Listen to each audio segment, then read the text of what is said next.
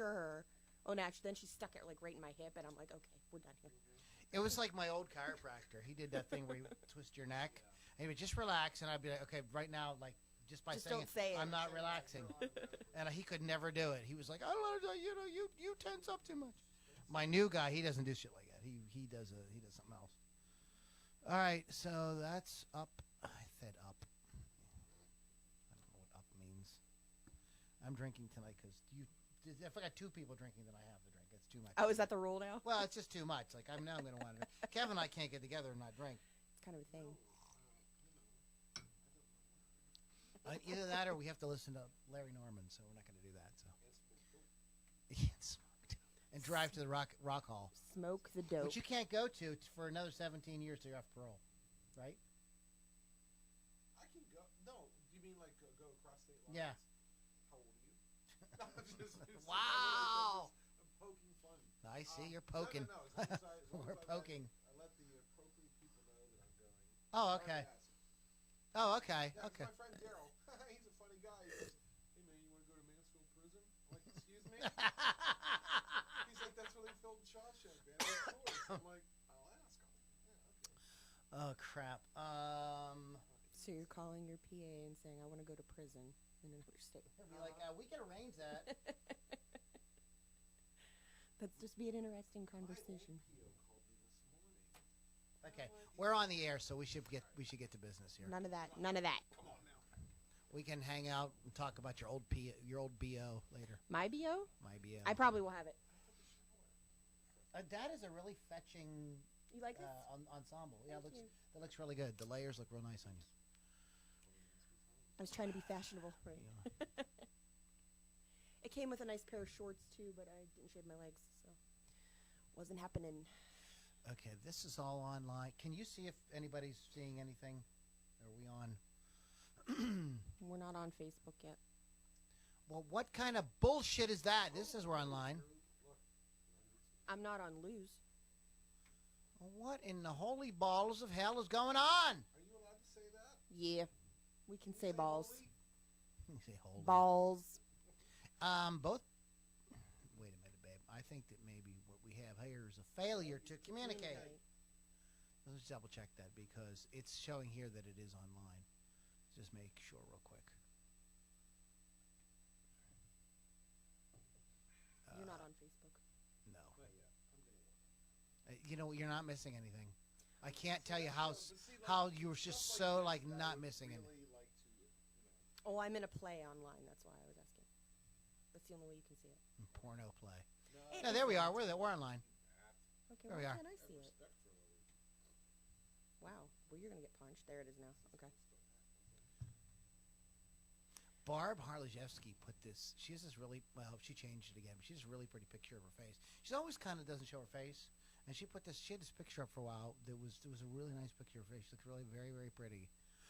She always kind of has these sort of like obscured kind of artsy kind of things. I'm like, no, your face is pretty. You should just do that. I have a theory for that, but I'm not going to say it. I've got a.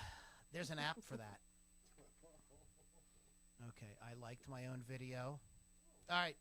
Okay, guys, sorry about that. There was a little confusion as to where we were and if we were where we thought we were supposed to be, so apologize for the delay. I said lay. Uh-huh.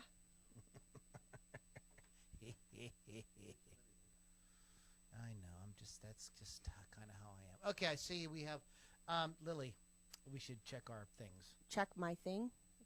Check my thing. My things. Say something. Something into the microphone. Something into the microphone. Hello. Hola, ¿cómo está? Can you guys hear Lily? Because last week I was told you couldn't hear Lily. Then I was told you couldn't Tell hear me. Tell me you can't hear Lily. Okay. All right. That's going to cost me $20. Oh, F. Okay. All right. We don't need that, unfortunately. I wish Keith was around, but Keith is on a short hiatus. He's on guitar leave. No, drum leave. It's on drum leave. Sorry, I forgot he's a drummer. I didn't forget. I just wasn't thinking correctly. Okay, guys, here we go. Let me get the thing fired up. If you guys ready out there in podcast land to partay on some rock and roll, get ready to rock out with your talk out. All right, here we go, guys. On this week's Loudini Rock and Roll Circus podcast, we will tell you all about the 10 most expensive albums ever produced. This podcast is guaranteed to make you scratch your head and ask, you paid how much for that? Get ready to rock out with your talk out. It's the Loudini Rock and Roll Circus.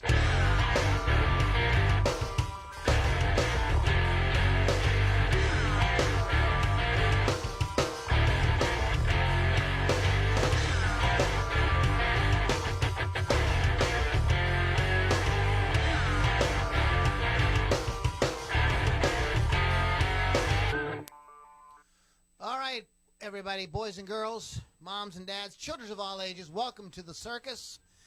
I am your ringmaster, your whore master, and your masturbator. Oh, boy.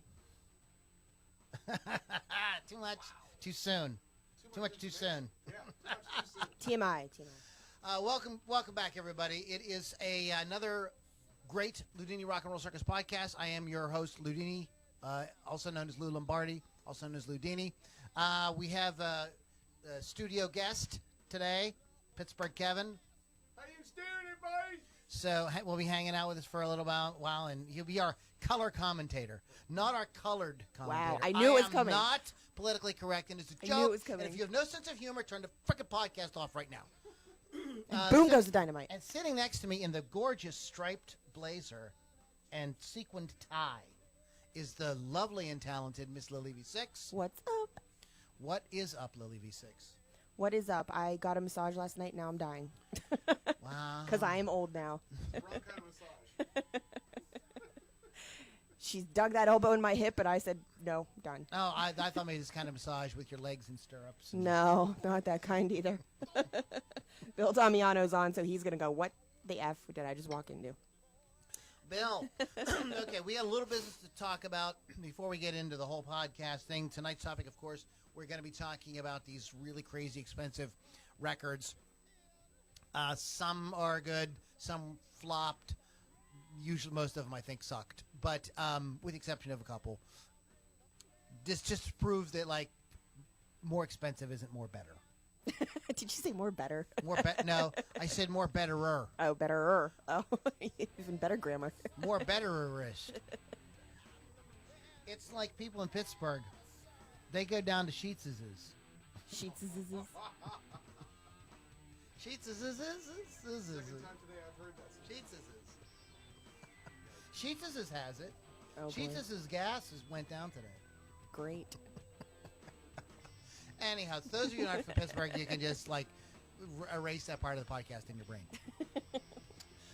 So before we get into our today's podcast topic, let's do a little business. First of all, my brother, Chris Thunderwolf Dodson, wolfscustoms.online.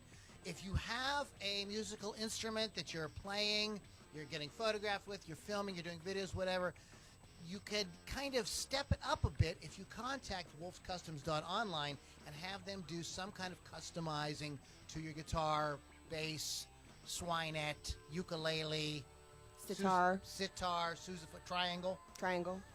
Cowbell. Cowbell. Absolutely. Who doesn't love a gussied up cowbell? Of course, we all do. So if you want your cowbell gussied up, you need to go to wolfscustoms.online. See, here's what it is, guys.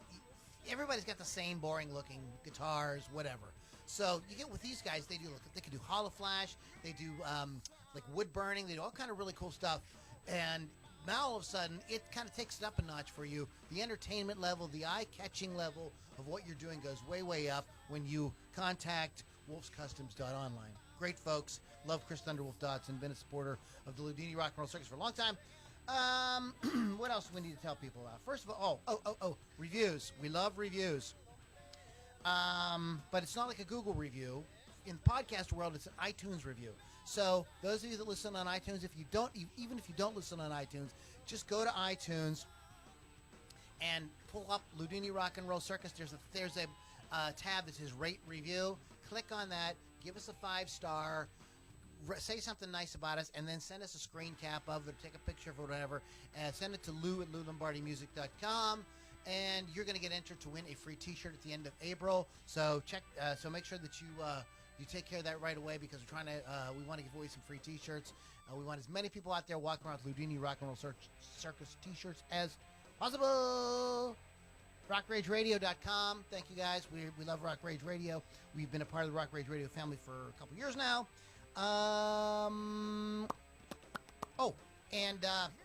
We'll talk about this mid-roll. We'll talk about Rock and Pod Expo mid-roll. We'll get to that a little bit later.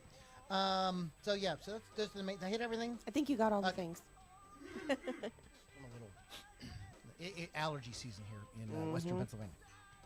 So that's pretty much the stuff. I have a studio audience here, so I'm a little nervous. Please. So, anyways,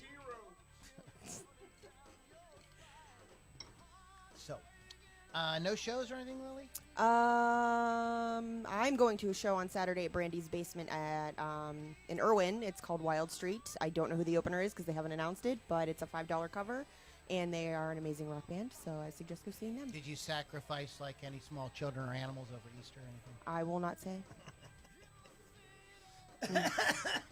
2 chickens. I want to do just a couple things. I binged the first season of Castle Rock, which is a series that was on a couple Hulu a year or so ago, and I gotta say that it was off to a good start. It's kind of a cool idea. It's a sort of a mashup of all the Stephen King stories and characters, and it didn't. I don't know. It just Didn't do it for you. No, it didn't. It wasn't enough action. It was a little dragged out, and the sort of resolution to the whole first season was kind of like, no, I didn't really want it to go there. That's kind of silly. Oh, It just, what a But it had some disappointment. great, if you watch it just for the Easter eggs, there's some great Easter eggs in it, because almost all the actors have been in other Stephen King stuff. Like Terry O'Quinn, who was in Silver Bullet, is in it. Bill Skarsgård, who was in It, is in this. Okay, that's cool. And he's terrifying without the makeup. Sissy Spacek, Carrie, she's I in love it. So her. there's just some fun stuff like that, and there's names and stuff like that. There's a lady in the series. Her name is Jackie Torrance. That's awesome. So there's things like that in it that are fun. I like that. And I might watch it anyway. You'll see a street sign or something that some kind of references something in one of the novels. So if you watch it for that, that's kind of fun to do. And I was like, And I saw it that Thursday night. I went to the late show and saw Godzilla vs. Kong. Nerd. Was it good? Yeah, it's a total nerd Okay. thing. It is not a good movie. I just be straight up. If Keith was here, he'd be like, "Oh my God, I can't believe it." It's not a good movie, but it's super fun. It's basically kind of like a WWE between Kong and Godzilla. Right. The punch-ups and, throwing each other down, and it's a wacky story that makes no freaking sense. But that's not why you go to see something like that. Right. You go to see monsters, and the monsters are great, and that's super fun. So if you like that sort of thing, that's a sort of a bit of a movie review. But no, it's not going to win an Academy Award. It's, I literally thought that said Gusk in your notes. Yeah, Not G versus Gusk. K. G versus I'm like, K. what the hell is that? But no, and so it's just you have to take it. You have to take it for what it is. You have to take it for what it is. Who's watching? We've got Bill Damiano Bill so far Damiano. on your channel, so I don't know who else might be Is watching. that it? He's the only person watching. Well, we got 4 people, but Oh, who's he's the only one responding. Oh, who else is watching? We can't see. Oh. Okay. All right. Fine. Make yourselves known. Make yourselves known. Say something. Say something. Tell me something good. It's going to cost me another $20. Okay, so let's get into this thing. These crazy records that cost way too freaking much. Surprisingly, to me, on some of them. So, Do you want jump me- in. do you- Hit me- I'll hit just me I'll up. just bring the one you mentioned. We'll just get that guy out of the way. Guns N' Roses, Chinese Democracy from 2008, $13 million. As well as my wasted time for waiting a long ass time to hear this 14 album. years. Something like that. Much anticipated. It was going to be the first new material to come out by the band since Use Your Illusion 1 and 2, and the first album since the Spaghetti Incident. There was an insane amount of hired and fired musicians. Most of the original lineup quit.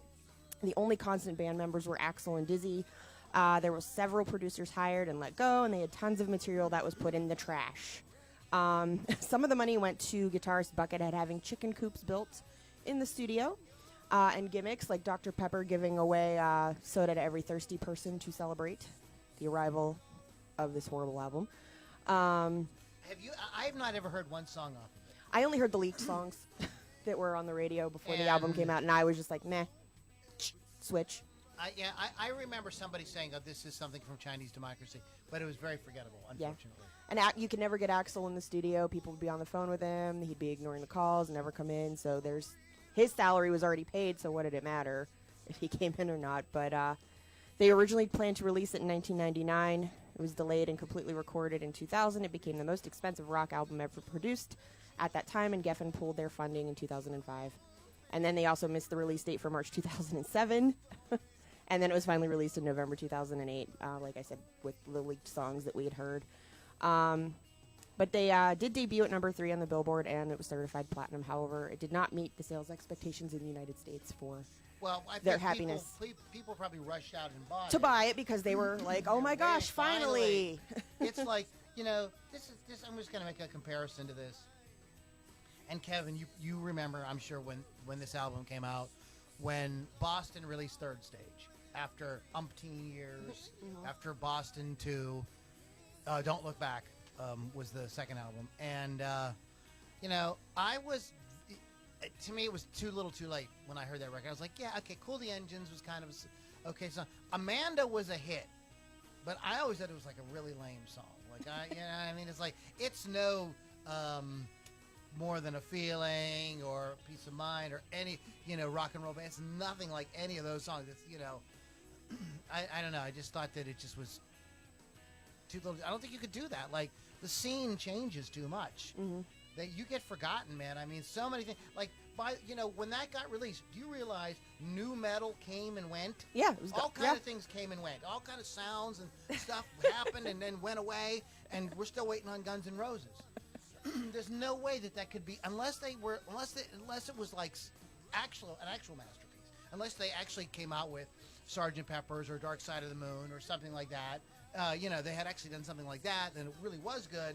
But the chances of that happening, and look who's involved. I'm sorry. The most unreliable characters probably in the music business. I was dating, married, divorced, and moved to Miami by the time that came out. So there's that. I was working at National Record Mart when Use Your Illusion 1 and 2 came out. I was in college, and those were just huge records. And they were deservedly so. They were really good. I mean, it was a brilliant move what they did, and they were like the biggest. Them and Aerosmith, they were like the biggest bands in the world that weren't grunge. Yeah, they were staying away from the grunge rock thing. and roll, and they were able to do their thing. But yeah, it was just a huge. Yeah, and it just blah. yeah. I mean, and that's the real kick in the pants. And I think we're gonna find out with some of these too. There's another follow up album on this list that to something, and that is just like insanely expensive to make, and there's one song that gets played once in a while on the radio, and that's about it. We'll get to that in a minute. So what do you got next on your list? Next on my list is Def Leppard's Hysteria, 1987. Total cost was $4.5 million in 1987 money. I didn't do the conversion, so I don't know what that is. But it was 3 years in the making. It reached to a point where the release date would need to sell 5 million copies to break even. This album had several delays, and it was that's where the money went, was all the delays. The band had personal issues that led to recording sessions being tossed out, the health issues. Thank you. Rick Allen lost his arm. Joe Elliott got the mumps. Mutt Lange had a car accident as well. So things like that sort of happened. Met Shania Twain. Yeah. Mutt's recording techniques were time-consuming, and he spent months on recreating drum sounds on a synthesizer. In the liner notes to the album, the band apologized for the long wait between albums and promised to never force fans to wait that long between albums again. However, later events... 3 years, that is not really... Considering... Chinese market. But that's not what the podcast is about, the expensive album, not necessarily about how long, but go ahead. Yeah, but the next album was delayed 5 years because... those liars! Steve Clark died. So there's that. But it did, in the end, it did sell 25 million copies, and it is one of their most successful albums to date, if they're not most successful. So. And what kind of songs are on that record? Mostly love songs. But there's some What my porn dancing? That's not what I meant. My My porn? stripper dancing songs. Well, what's it called? Say, I'm trying to get you to say the name of the song. No, Pour Some Sugar on Me is on that record. that's not mine. But that is every other woman in the world's stripper song. If you go to a bar and play that song, everybody's on a chair or doing some sort of sexy dance. Here's okay, just to compare and contrast. Okay, 15. What is it? 13 million for Chinese. Yes, The Chinese record was 13 million. Hysteria was 3 million. 4.5. And 4.5 million. And way more successful. Way more. It's a way better album. I mean, my favorite Def Leppard album is Pyromania. That's my personal favorite. But I understand Hysteria. I get why, And Mutt Lange did stuff like, you'd find this interesting, Kevin, like he would record the guitar solos one string at a time. Oh, and So there's whenever that. you were playing on that string, they recorded that. Like that's how. I mean, it just very. So he's meticulous, because is he? He was very meticulous, and he wanted the option, I believe, to kind of move things around and put things in different orders if he didn't like something later on. He was a kind of like the band would play, and he would kind of assemble it later on, kind of thing. And he was very nuts about the drums, but that was his thing. I mean, the drum sound on Hysteria and Pyromania is the drum sound on the Cars.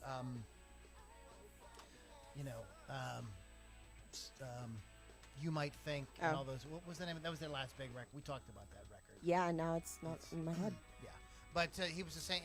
He produced that. He had that drum sound was very indicative of the 80s. That was something that he sort of created.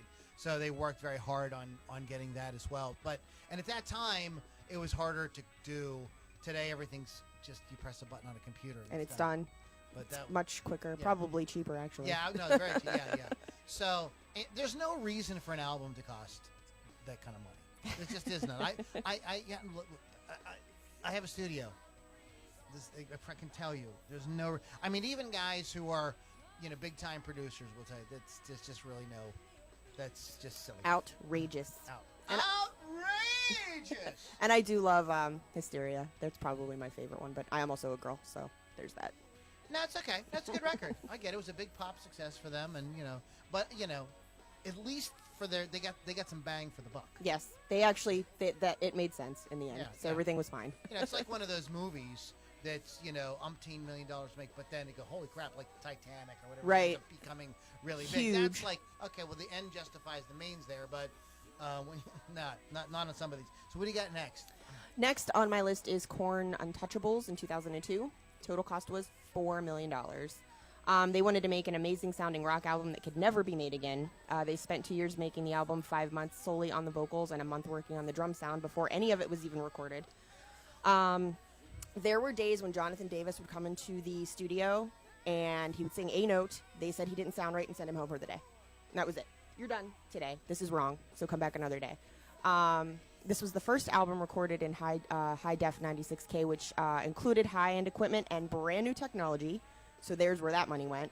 The band and a 15-person crew that was living on hefty retainers was another part of the money. They moved to Phoenix and rented houses at $10,000 each for 4 months. Moved to LA and rented houses for that much. Went to Canada and rented houses. So in other words, a lot of this didn't go into the music. Right. Ah. A lot of it went into renting Being a rock star. houses. Yes. Yeah, like So there's that. You like can't the live Guns in N' your Roses car. thing. But I gotta hand it, man. Nobody can throw money away like Guns N' Roses. So far on this list, Guns N' Roses wins. They did a great job. We're just Did a throwing great money in the job. garbage. Sign us to your label, man. Let's build chicken coops. We are just gonna waste all of your money. I mean, I don't know one song off this record. I'm sorry. It was mildly successful. I know. I see Here to Stay, Thoughtless, Alone I Break were singles, but I'm also not that big of a Korn fan, so there's that. it sold 434,000, but did not surpass the sales from the Eminem show by Eminem. So Eminem did better, and there's that. Eminem's record probably caused a fraction Legit. of that, But yeah, I mean, it's one thing to, if there is like with the Hysteria record, there is a actual recording cost involved with the music, what they were doing with the music. But with the Guns N' Roses and the Korn thing, you gotta go like, Why, guys? Why'd you waste all that money? Nah. I mean, it's just You do it because you can, because you're a pampered rock star and people can, I people feel just throw money at you. that if I were a pampered rock star, I would definitely throw money away too on like the dumbest stuff. Probably like the first 5 years of my career, and then I'd be like, you know what, I need my money back now. So I wouldn't be as crazy as these people. After I'd give it 5 years, and then I'd calm down. Just because I'd be like, oh, money all over the place. Let's buy all the new things. Let's buy Beetlejuice jackets that we don't need. They wanted to make an amazing record, but I don't know. I mean, if you're a Korn fan, chime in and let me know what you think of this album. I know Keith likes their real early stuff, and he wasn't real crazy about their later stuff. So I literally only like their first album. That he's the same way. He likes their first record. That's all he likes. So, interesting. What's next? What's next is Foo Fighters 1 by 1 in 2002. I, for some reason, don't have money listed on here. Give me a second. I had to put it somewhere. Production on this album was troubled with initial recording sessions considered unsatisfying and raising tensions between the band members. They decided to redo the entire album from scratch during a 2-week period at Dave Grohl's home studio in Virginia. There was months and months of recording in the studio separately while the others just sort of sat around and played foosball. They didn't spend $1 million on recording the album. It's $1 million. They spent the $1 million on 29 songs and tossing them to the side and then starting the album over quickly and cheaply. The difference between the original album release happens to be that $1 million price tag original was crap, and the one done in the basement was 30 minutes became the biggest song the band had. So there's that. It was a commercial success, topping the charts in Australia, Ireland, and the United Kingdom, and sold over 1 million copies in the U.S. 1 by 1 was very positively received by the critics. Fans loved it, praised the sound and production, and they won a Grammy for Best Rock Album in 2004, which was the second one for the band. So it was $1 million. Yeah, sometimes it's just about forgetting all about that rock star garbage and just let's go to my garage And do it right. and just play like a band and work on the songs, just be a band and just play. But it's got, like class. I think like Times Like These is a classic like rock tune. It's like, it's like a more modern classic rock tune. Legit. So you can kind of look when I see something like that, and again on the Hysteria record, and you hear the wow, these songs are like the songs that the soundtrack of an era and stuff like that. Then you can kind of go, there's some justification with it, but still, even $1 million is a lot of money. Oh, so let me read a couple things on here. Billy Altman is also on, but I can't see. So there's that. Mike Viscara says, "What's up?" Mike! Guns N' Roses is a chick band anyway. I have to disagree with that just a little bit. Chick band. Just a little bit. He said, blew out the hearing in my right ear at a Def Leppard Tesla concert in Las Vegas. Bill Damiano likes the album Hysteria, and he went to see Def Leppard and Poison at Star Lake. Other than Joe Elliott calling us Philly, I enjoyed it. Philly, Pittsburgh, whatever. It's all the same. People think it is. It begins with the P. It's in Pennsylvania. We do not care. Why the accent? I don't know what I'm doing. he's like switching it up. It's like a Spanish accent. Oh, Spanish, we're Irish. from Philadelphia. We don't care. Oh, don't worry. It doesn't matter. And Chris Thunderwolf is now on too. You can kiss my arse. So that's a kind of Hispanic Irish. Yeah, you got some arse. mix there. Yeah, I'm doing my own thing. There's a weird DJ on Sirius. He's Dutch or something, and it doesn't sound like an accent. It sounds like a cleft palate problem or something. Like it doesn't. I'm sorry, I don't remember the gentleman's name. It's probably a good thing I don't, because we're getting sued. But I'm sorry. You like get a letter in the mail. I can't. There's this guy in Philadelphia making fun of you. Yeah, there you are. It's just So believe me, I'm no great announcer. I know. I'm an on. Kiss my ass. That's because you're a real human. I make more You're money. a real boy. I make more money than all you mother effers, anyways. Ah. So, Well, that was the end of the Loudini run. Thank you.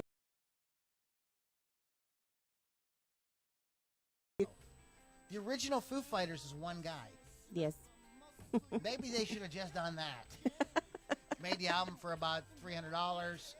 just buy Dave Grohl some beer and some pizza and let him make a record. He probably would have been okay with that. I'm sure he would. There's a funny story I heard Eddie Trunk tell. He was doing some charity event that he does in L.A. or something all the time, every year. And he said that it was like an outdoor, like at a park. And they had sort of B-level rockers. Mm-hmm.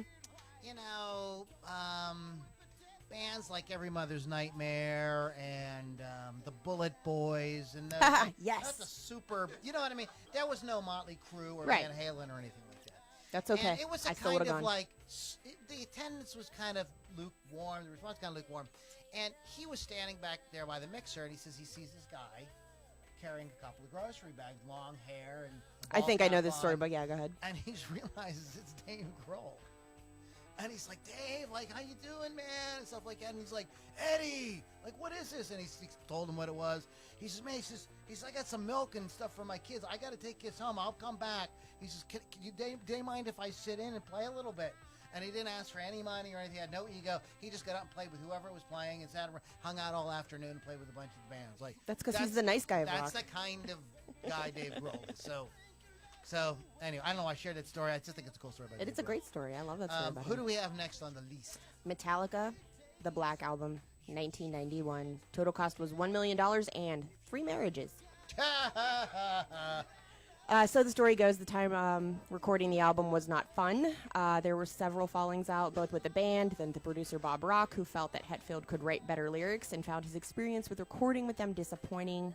He was expecting the production to be easy, but had trouble working with the band, leading to frequent arguments with the band members over aspects of the album. The whole band felt it was stressful, so stressful that 75% of the band got divorces. Hetfield was the only one who did not. They did endless takes of everything because he wanted perfection, and they had to keep going until it was flawless. Everybody had to think it was flawless. So as you know, if you have more than one person working on something, it's never going to be flawless. So there's that. The money went to 8 months of recording, mixing, re-recording, remixing, and re-raying everything. In the end, it did pay off with 31 million copies sold worldwide. Hetfield described his #1 experience as not quite the party he expected. He was in a hotel room and received a fax stating that they were #1, just another fax from the office. So it wasn't even woohoo party. He was like, wow, I'm #1. I think that we could put this in the same category as Hysteria by Def Leppard, in the sense that this is a classic album. Like it or not, I know you're not a big Metallica fan, and a lot of Metallica fans That don't felt even like this one. oh, it's not metal enough, whatever. It's a classic album. I mean, it was a total monster. It was unstoppable. It was everywhere. I remember when it came out, there was what? Okay, so Enter Sandman, The Unforgiven, Sad But True. What's the other ballad? Life is Ours, We Live It Our Way. Nothing Else Matters. Oh, yeah, that one. Wherever I May Roam. I mean, I just off the top of my head, name 5 huge singles off that album. And I'm sure there's others that I'm not remembering. I don't have the thing in front of me at the moment. The album's a total powerhouse. It sounds insane. It sounds freaking great. I don't know, man. I don't know. You can say whatever, man. I mean, I know you metalheads out there, just dislike it, but I don't know, man. I think the proof's in the pudding. And again, these songs are now in the pantheon of classic rock. Yep. It's just a thing. It's just, I mean, these songs are as big as Paranoid, Iron Man, War Pigs. I mean, they're as big as those songs. All recognizable. Even if you don't like them, you know the songs, you know it's them. So they didn't do. The only thing they did wrong was the price tag, but they didn't do wrong. So yeah, I mean, it was expensive. It was hard to make. They probably weren't used to recording that way. And Bob Rock, I don't know, man. His touch on a lot of, I like his sound on a lot of records. I think he does a great job. This is my opinion. The album sounds freaking amazing. But if you're, no, it is not And Justice for All. It's not Ride the Lightning. It's not those records. And But- that's okay. But and it's just but it is what it is. But again, when you read back what the money was spent on, just really getting the record right, that makes a little bit more sense than like we all rented houses in one We city. built and chicken then- coops. Yeah, we built chicken coops, and I heard that Buckethead actually likes the smell of dog poop. And Yes. they have dog poop around. Yes, he would let Axel's dogs just take a poo everywhere and just let it stay. Okay, here's my thing. Here's my thing with it. Kevin and I were talking about this. If you guys are listening, you know who Buckethead is. Let me know, because there's all kind of rumors about who Buckethead actually is. Oh, I don't know. And there was a rumor for a while that he was actually Steve Vai. Oh, So, like, if you know who Buckethead actually is, I would love to know, or just know your theory on who Buckethead is. It's Stevie T. You think it's Stevie T from YouTube? And that would not surprise me. He's too Stevie T's too young. Like Buckethead's been around long.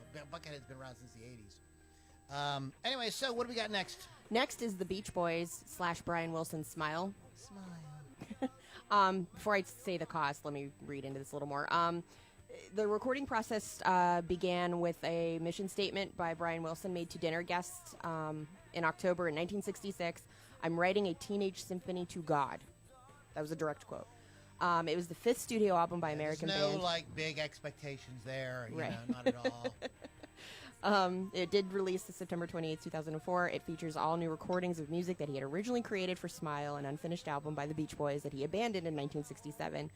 It was an intense emotional undertaking for Wilson, who had been psychologically scarred by the difficulties surrounding the original Smile album that he didn't complete. Some songs from the album's aborted sessions would appear on official Beach Boys albums, but it wasn't until 2004 that Wilson approved Brian Wilson Presents Smile was released. The long delay can be blamed on Wilson's drug intake and depression in the 60s and 70s, which began with the public's tepid reaction to the single release of Heroes and Villains, a song Wilson believed would be as welcomed as the Beatles' Strawberry Fields Forever, which obviously was not. There's something else about Smile that you have to realize in terms of putting things in place in history. This was to be the follow-up to Pet Sounds. Yeah. Pet Sounds is considered, it's like the Beach Boys' Sgt. Pepper. It's Beatles. Beatles. No, it's like the Beach Boys doing. It's Oh, like, I see what it's you're like saying. Their Sgt. Peppers. Okay. Just like one of these. In fact, it was so respected and so loved that even Paul McCartney and John Lennon were very intimidated by Pet Sounds. They were like, "Oh man, like, Which we talked about last week. What are we gonna do now?" So this is so he has to follow that up. So what do you do? Right. What the hell do you do after that? And then Sgt. Pepper's in the meantime does come out. Mm-hmm. So, he's feeling pressure from that. I know that you said you read off Brian's, some of his issues there with I know on drug stuff, but there is a documentary produced by Don Was called "I Just Wasn't Made for These Times." It's about Brian Wilson. If you should see it. It's just very interesting documentary. But Brian, he's not right in the head. Oh yes, I know. I actually it's saw more than like a just behind the music for him. It's not depression. Like there's more going on. There's a lot of things He's like happening it's there. either like some kind of bipolar or he's He's suffering. yeah, he's got some issues, man. Like of course a genius, and you kind of right. Don't we have this in our in art? You always have these geniuses that are kind of like a little out there, Yeah. but he's really he was really out there. But I would encourage you to watch the documentary because you really get to see what a genius the guy really was, and the fact that the dude really was dealing with very, very serious problems. That's why he couldn't tour and stuff with them. It just wasn't gonna. It was very Jekyll and Hyde. Yeah, But, it wasn't gonna work. There isn't an official reported figure revealing exactly how much money was spent on the entire album, but Wilson's demands included an Arabian-style tent built in his house for the consumption of sandwiches, weed, and LSD, which ran about $30,000. It's important. That's $220,000 now. The placement of his piano in a sandbox filled with 8 tons of premium beach sand. Premium beach sand. Yes, I don't know what that means. Primo. Like Yeah. Louis Primo. The economics behind Good Vibrations, the song produced first and placed last on the track listing, was made public, approaching $75,000, including use of the electrotheremin itself, responsible for $15,000. So it's around today's money $800,000 for the cost of that, Still not and as many much- years. Still not as much as Guns N' Roses. No. Undiagnosed schizoaffective disorder is what Wikipedia is calling it. Yeah. I have that too. Yeah. I had that, and the doctor gave me an antibiotic and a little cream, and it cleared right up. You know. Sweet. You know. I have to find that. LSD cream.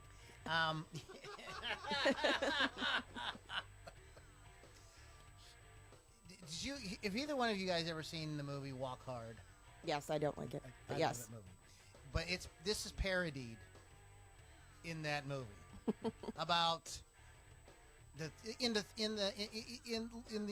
third act. This is parodied, and it's pretty.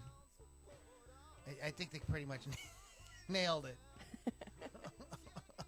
If you aren't a music fan or a music aficionado or a music head like Lily and Kevin and Keith and I are, you may not have picked up what that was all about in that movie.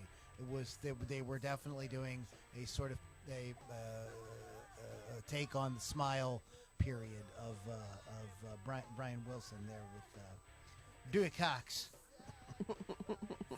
I hate that movie. I love it. I must have somebody. Sharon introduced me to that movie about a year ago, and I think I've watched it 5 times. I can't can't get into it. Freaking love it. It's hit or miss with that actor with me, though. John C. Reilly. Yeah. Okay, this is not a podcast about John C. Reilly. No. Just in Thank case you were goodness. getting confused there. Real quick, though, it is sponsored by wolfscustoms.online. Go get custom job done on your musical instrument of your choice. I also want to mention real quick Rockin' Pod Expo 2021 starts in 3 months, 30 days, 7 hours, 15 minutes, and 40 seconds from now. August 6th through the 8th in Nashville. Yeah, folks like Billy Sheehan, Don Jameson, Ron Keel will be hanging around. You get to meet these folks and do a little bit of photo taking and things like that.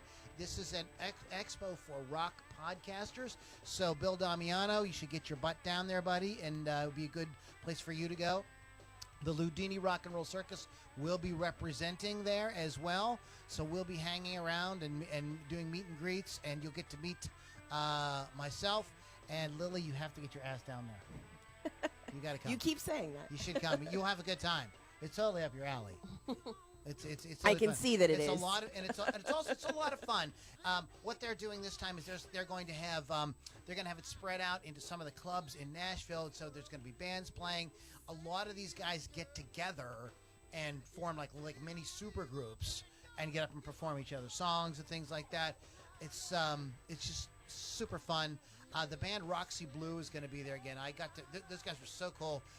They had to have Loudini Rock and Roll Circus mugs when I met them last time. They're like, Nice. we need those mugs, we love them. So they're all walking around with Loudini Rock and Roll Circus mugs, which was very flattering and really enjoyed it. So that is, and you want to get more info at Nashville Rock N, the letter N, podexpo.com, Nashville Rock and podexpo.com. Go there and check out some information. We have a recorded audio commercial that I'm going to. Cosby, get out of there! Then I'm going to play for you guys. Sorry, my cat was being obnoxious. Cosby over there! Bill Cosby, get your head out of the pudding. Sorry. Oh, get your head out of the pudding. Wow.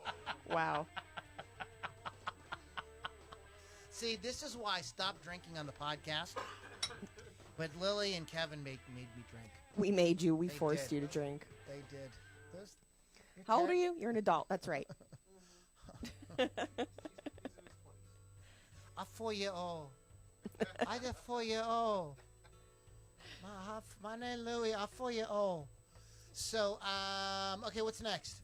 We're going to go with Fleetwood Mac's Tusk. Yeah, I always wanted to get to this. 1979. Right, Kevin? Total cost was $1.4 million. In 19 what?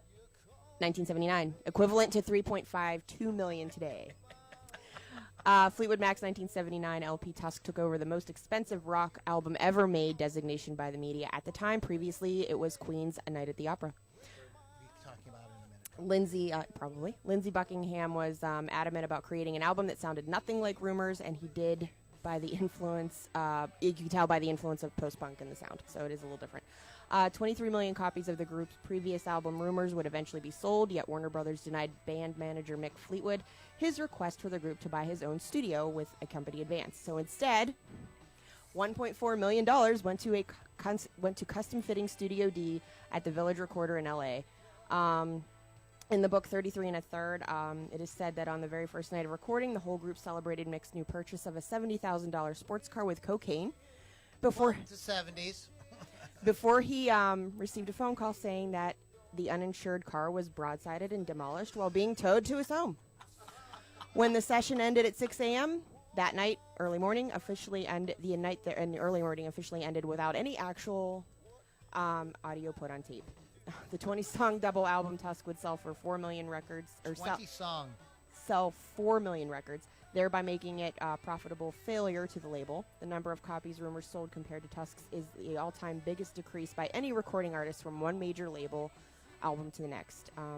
Excuses for its disappointing sales include RKO Radio Networks playing the entire album to its cassette tape recording-capable audiences prior to its release, and its high retail price of $15.98, which would be over $50 in 2014 dollars. You said that very fast. Sorry. What was the thing about the cassette? What did you say again? They played the entire album to its cassette tape recording. The audiences. Yes. Oh, they just played the Thank entire you. album. Yeah.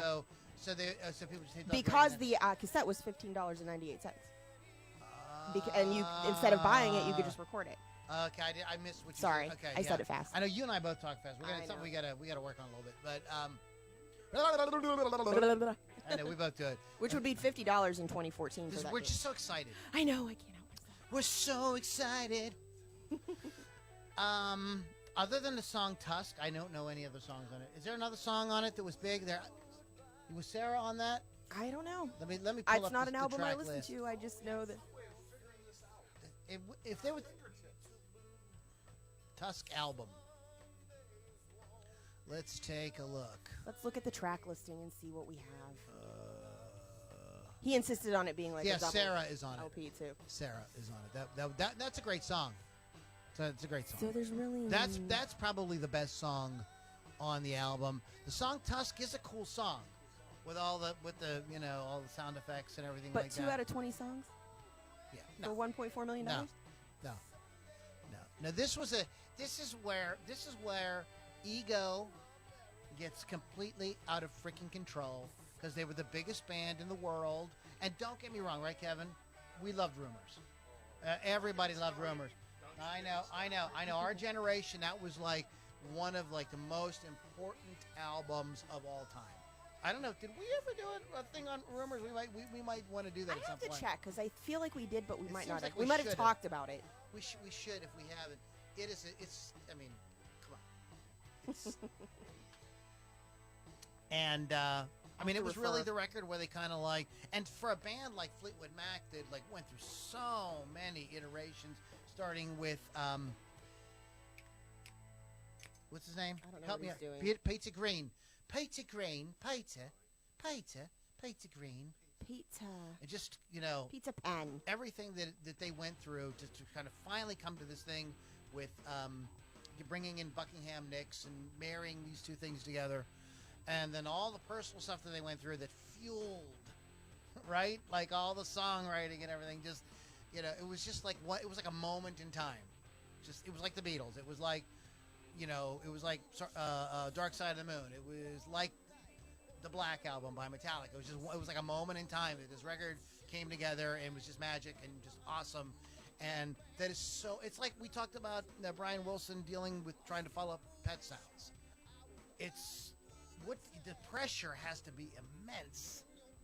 It just has to be immense. Like what do you? The only way to deal with that, I think, is to quit. Just be like, well, we did our thing. Or keep Like doing that the police- cocaine. Like the police cocaine. Cocaine. I think I want some of that cocaine. But to just quit, like the police did after Synchronicity, Right. or to just totally say, look, man, there's no way we can top that. We're just going to make the best record we can make and just not even worry about it. But this was obviously an attempt to say, well, Rumors was so big, we have to do something like, so we're going to make 20 songs. But they did experimenting, which I think you shouldn't do if you're trying to follow up a great album like that. I don't think you should go and experiment with things Not you don't to know. the tune of $3 million. Right. Yeah. Just go make a good record. That's the problem. Stick with what you know. If you Well, want to, I mean, if you want to make a big you can- album, and if you stick with it, and I know nobody here's a big Bruce Springsteen fan, but look at Bruce. He puts out, he works. He puts out Born to Run. It becomes a really big record. He's a giant rock star. And then, like, the other records after that, like, you know, The River and those, they're good records and he has some songs, but he's not, like, overly concerned about, oh, my God, I've got to duplicate. He just makes the records he wants them. He does an acoustic album, you know, all kind of stuff. And then just through the natural course of things, comes out with Born in the USA.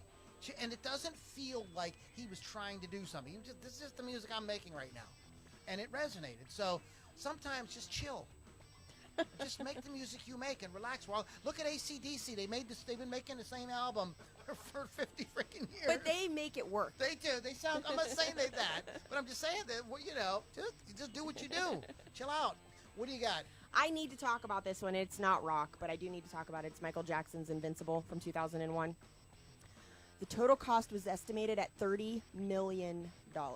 What? Yes, and I will explain. So this is the top of the heap. That Yes, has to be. it is. The double what the Chinese Yeah. Guns N' Roses people did.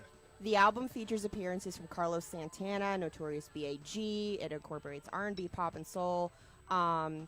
Similar to his previous material, it talks about love and romance and isolation and social issues and that whole thing. Prior to the release of Invincible, Michael Jackson had not released any new material since Blood on the Dance Floor from 1997. It was looked at as Jackson's career comeback, this Invincible album. When it was released in 2001, it was already being touted as the most expensive album ever made. The large bill had something to do with the 5 years spent recording anywhere from 50 to 87 songs, incorporating several producers and co-writers, and according to one report, booking 3 studios simultaneously because Jackson didn't know which one he'd feel like recording at when he woke up that day. Wow. Sony also earmarked $25 million extra for promoting their large investment. At first, 2 singles and a music video featuring Marlon Brando were released, but then advertising was non-existent, and they canceled the tour because Jackson refused to work because he said Tommy Mottola was a racist. So he canceled the tour. Okay, back up. Who's Tommy Mottola? Tony Mottola? Tony Mottola. Tommy Mottola. He's Tommy Mottola was the producer. Yeah. Okay. Yeah, Sorry. There's so much information. That's okay. But it did cost $30 million. It did sold 6 million copies worldwide, went double platinum in the U.S., but was not considered profitable at all. It debuted at number 1 on the Billboard and in 10 other countries worldwide. The album was certified double platinum in January 2002. It did still cost them money. No tour added to it, so they didn't have to spend that extra $25 million. So that would have been on Right, top of but it. you would think, though, when was this, 2001 again? 2001. Okay, so then we still had to kind of, at that time, there was no MP3 and all. Well, no, MP3 was around. There was. But it wasn't like. It's not as there was easily no accessible. Spotify Right. and stuff like that. Okay, so people still bought stuff, and you could still support a record by touring at that time. And probably that, I would say more than anything else, that probably hurt that thing. Oh, Because, like, legit. if they don't, I mean, that was how, right, Kevin? We grew up with that. The band would put out the album. They would tour to support the album, and people would get into the buzz, what happened about the shows, and people would want to buy the record, blah, blah, blah, blah, blah, blah. And everybody did it. That was the model. And you spend that kind of money making a record, you don't tour. I mean, You pretty much screwed I don't yourself, know. I'd say. Michael was losing it, you know, later in his life. He was. I think the thing about the dude being a racist is sounds kind of fishy to me. I think he just wanted to stay home. And what's that drug they were? Doctor. I don't remember, but yeah, maybe. Yeah, they were filling him full of some. I think he just wanted to stay wasted and didn't want to he was too tired. Too Too tired. Well, at least it didn't end up costing them that extra $25 million, I suppose. But I think he would have made that $30 million back had he did tour. Yeah, I think that you're making a good. I think you're making. I'm sorry. That's it. You said in a very one sentence that I took like a half an hour to say. That's exactly okay. it. That's exactly. If they had toured, they probably would have. Paraphrased. They probably would have greatly. They would have greatly affected those numbers. So what do you got after this? I know you got something else, right? The next one is Sgt. Pepper's, 1967. But it was only $400,000 in today's money, so it was on the lower end of that. But it was 60 times more expensive than their first album. Sessions began on November 24th, 1966, at Abbey Road Studios. It's the first time the Beatles had come together since September because they took their little leave off of touring and everything to go pursue whatever they wanted to do. Like, some of them went to India, some of them just chilled, did their thing. We're the Beatles. Right. We're going to the Maharashi to meditate. But they did afford the luxury of I'm Paul McCartney. You're sick. You sound like a cartoon of him. I'm the sensitive Beatle. No, I'm the cute Beatle. I'm the cute Beatle. They had nearly limitless recording budget, and with no absolute deadline for completion, the band booked open-ended sessions that started at 7 p.m. and allowed them to work as late as they wanted. The song Strawberry Fields Forever took 55 hours worth of tape during the recording of this groundbreaking album and went through several versions before the final cut, and there were 2 versions that John Lennon couldn't decide between when the album was wrapping up. In total, Jeff Emmerich estimated they spent 700 hours working on this album. Okay, again, most of what went into it was the music. Yes. And this was legit. And you got to realize, guys, like today, I can create, like right now we're listening to my album in the background here. I could get into the computer right now, and we could create multiple versions, 3 of us could, in a couple hours, multiple versions of all these songs, like boom, boom, in no boom. time. But this, in 1966, when they started recording this crazy thing, you had to get all the musicians back together and say, well, let's try doing it this way. No, you play it like that. You do it. No, that's wrong. Let's do that again. This time, and it was a real, it was freaking hard work. Very time consuming, and therefore it's very, very, very expensive. So this is the difference between this and some of the other nonsense we talked about on the podcast today. And you can't really argue with this album, right? Right, no. This is the album. It was legitimately. It's the first concept album. It's the first this. It's the first that. It defined the Summer of Love. It defined the Summer of Love. It's the album that everybody was trying to. The record labels were looking for bands to do. What's going to be the next Sgt. Pepper's? What's going to be the next Sgt. Pepper's? I mean, that one, people heard that all through the 70s, waiting for the next Sgt. Pepper's. So it's a really important record, and it's not a surprise to me at all that it was expensive to make. Right. It sounds great. It's amazing. It's a great record. So you got anything else? Last one is Queen, A Night at the Opera, 1975. 40,000 pounds or $500,000 in today's money. Don't be talking, but you not know pounds. Well, that's Make what they talk spent. about quid. I might talk about quid. I might talk about rupees. After fighting to be released from a management How many deal. Turkish lira is that? I have no idea. Why are you seriously, guys? Come How on. many yen? Francs? Zing. Euros. No, it's literally trying to be frank. It's like an airplane joke. How many shekels? Convert it to shekels. Are you boys done? I had more, but go ahead. Who didn't know that? After fighting to be released from a management deal gone sour, Queen decided to go for broke on A Night at the Opera, which in 1975 was considered to be the most expensive rock album ever made until Tusk came out. The group worked to create their own Sgt. Pepper's album. Particular meticulousness was showcased with Bohemian Rhapsody containing 180 voice chorus. Scaramouche. Just Freddie Mercury, Brian May, and Roger Taylor's vocals stacked on top of one another. Created over a week's worth of 12-hour days. Roy Thomas Baker, who we talked about on the show before, was in on this song. He referred to the song as totally insane. We never stopped laughing. It was basically a joke, but a successful joke. It would not be the last time Baker was accused of humor, although, I don't know, he seems like a sour old man. The album was recorded at 7 different studios over a period of 4 months. Queen spent a month during the summer of 1975 rehearsing in a barn at what would become Ridge Farm Studio in Surrey, which there's a great scene for this in the album Yes, Bohemian Rhapsody, yes, which is very yeah. fun to watch. If you haven't seen that movie, I go I recommend go seeing that. But it does go on to name all the other studios, which is where the money went. They had to record in all these different studios. Upon release, A Night at the Opera topped the UK album chart for 4 non-consecutive weeks. It peaked at number 4 on the US Billboard 200 and became the band's first platinum-certified album in the United States. The worldwide sales for the album were over 6 million copies.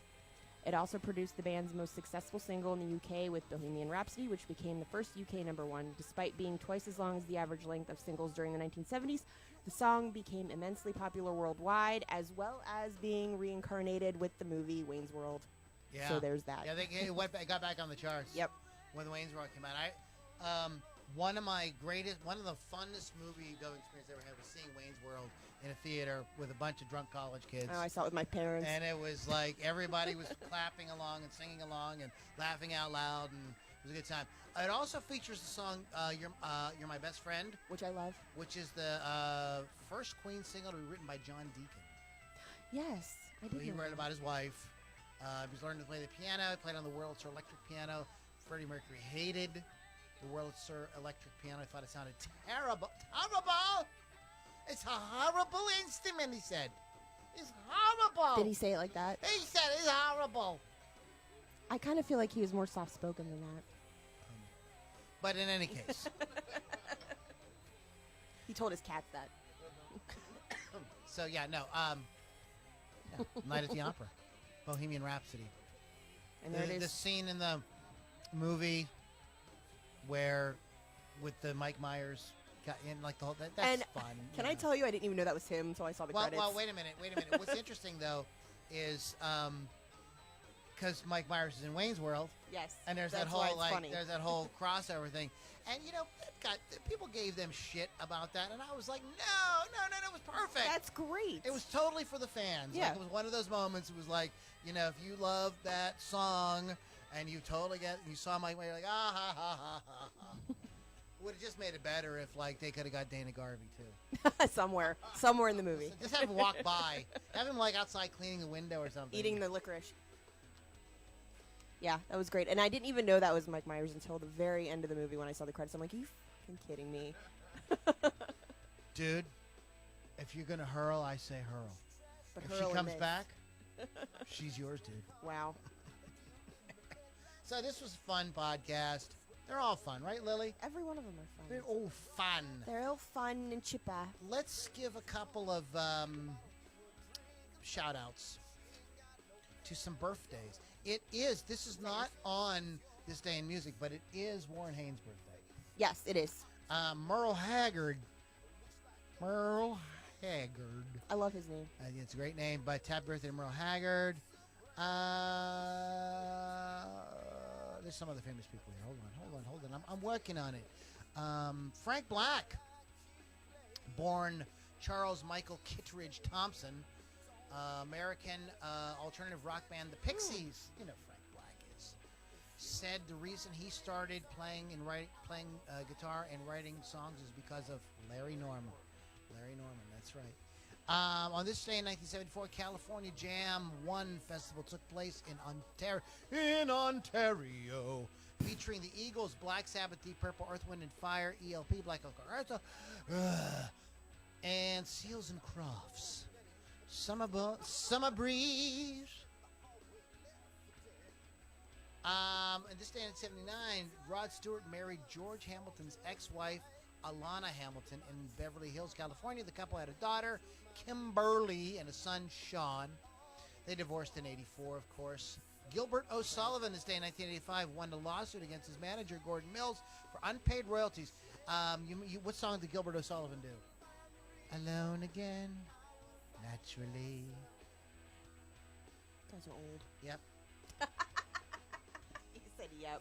He This- said, oh, yeah, that's right. I forgot We're going to talk 1998. about Wendy in a Yeah. minute.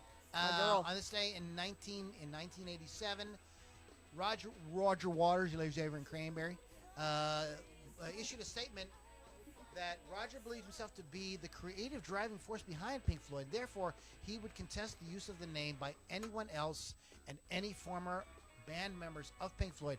He lost, and that was and what ended up happening was there was Roger Waters, Pink Floyd, and then which had just Roger Waters in it. That was it. And then there was David Gilmour's Pink Floyd, which had Nick Mason and everybody. I've seen them both perform. And you know, it was a kind of bad situation because there was actually times when both bands were playing the same night. And Gilmour's Floyd was at like the Goo Goo Dome for like 4 nights in a row, and Roger Waters was playing like a fire hall. Of course. You know, and it was kind of depressing. He lost. Finally, on this day in 1998, Wendy O. Williams, former singer of the Plasmatics, died from self-inflicted gunshot wounds. Gunshot wounds? Like she shot herself multiple times? Apparently. Wow. Williams was known for her wild stage theatrics, which included blowing up equipment, near nudity. I'm pretty sure she did nudity a couple times. Sawing guitars, Lily. That's why I love her. In January '81, police in Milwaukee arrested her for simulating sex on stage. Mm-hmm. Like today, what's that? What's her name? Cardi B. Like, come on. Right. Like, you know. Like, Cardi, you didn't come up with it. Yeah, like, come on. calm down. Later that same year, Cleveland, Ohio, Williams was acquitted of an obscenity charge for simulating sex on stage, wearing only shaving We did cream. talk about that on the show for Shocking Stage Shows once. Yes. Yeah. Come on, just in shaving cream. I do love my by girl the Wendy. way, next week on the Loudini Rock and Roll Circus, we're all going to just be wearing shaving cream. Oh, boy. Can it be lime? No, it's going to be whipped cream. Oh. There's that. I'm a diabetic.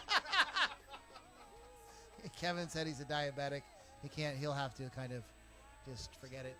All right, guys, you've been listening to Loudini Rock and Roll Circus, wolfscustoms.online. Check them out. Please, if you can, this summer, go check out the Nashville Rock and Pod, NashvilleRockandPodExpo.com. You can get more information about us and everything we do at LouLombardiMusic.com. Don't forget, if you want to win a free Loudini Rock and Roll T-shirt, Loudini Rock and Roll Circus T-shirt, go to iTunes, give us a good review. Take a picture of it, send it to Lou at LouLombardiMusic.com. And Rock Rage Radio, we love you guys. And Lily, speaking of Rock Rage Radio, you guys know that Lily's like, we got like a famous person here.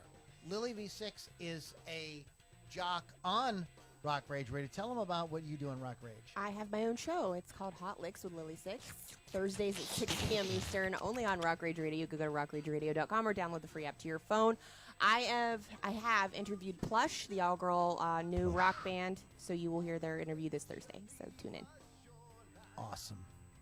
All right, guys, that is pretty much it. Special thanks to Pittsburgh Kevin for hanging out with us. Next week, Keith the Hawk Hawkins will be back. We are really looking for him to come and save us because we just, Lily and I, we just can't behave ourselves. We bring in weirdos like Pittsburgh Kevin and have all kind of problems. We just get out of control. Keith. We are the weirdos. Anyways, guys, I hope you guys had a good time, and we'll catch you guys all on the next Loudini Rock and Roll Circus. Take care, guys. On the wall.